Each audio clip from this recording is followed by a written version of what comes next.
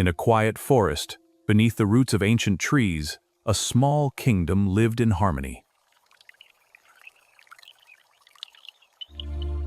Elephants walked forward with strength, like true heroes of the forest.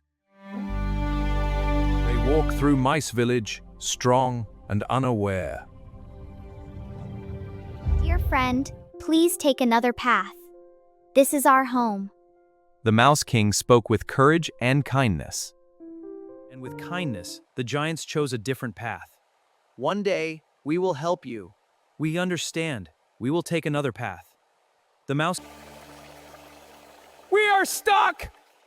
Later, the elephants were caught in a hunter's net. They are our friends. We must help them. Come, everyone! And from the smallest heroes came the greatest help.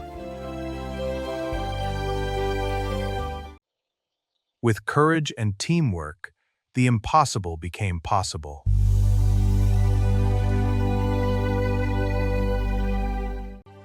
The great bowed to the small with respect and gratitude.